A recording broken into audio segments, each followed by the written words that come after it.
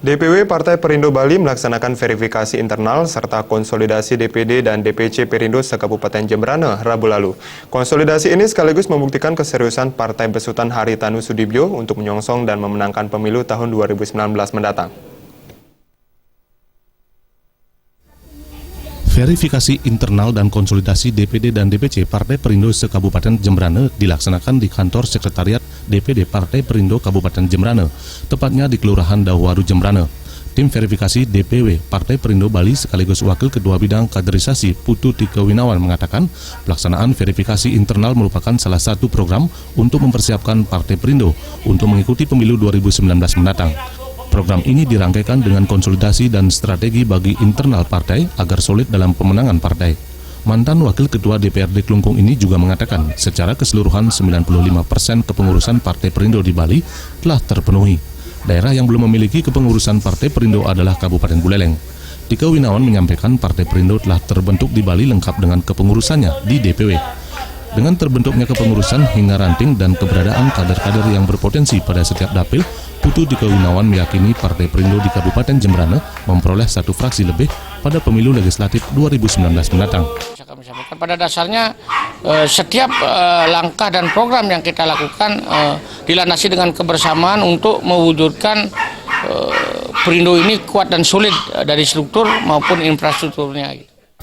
Hal senada ditegaskan Ketua DPW Partai Perindo Bali, Wayan Sukle Arnate, yang mengatakan verifikasi internal dan konsolidasi yang dilakukan Partai Perindo merupakan salah satu wujud kesungguhan Partai Perindo untuk mengikuti pemilu 2019 mendatang.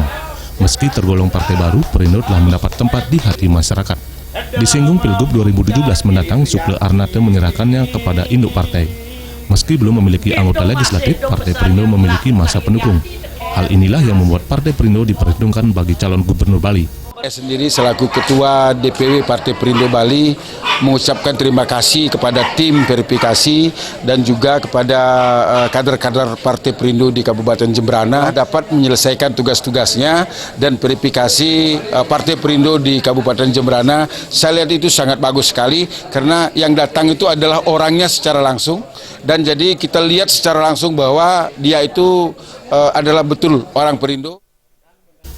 Sementara Ketua DPD Partai Perindo Kabupaten Jembrana, Putu Eka Susyana Putra menyatakan kepengurusan telah terbentuk hingga ke tingkat ranting. Bahkan telah mulai digerakkan upaya-upaya merangkul komponen masyarakat melalui program Partai Perindo yang langsung menyentuh kebutuhan masyarakat.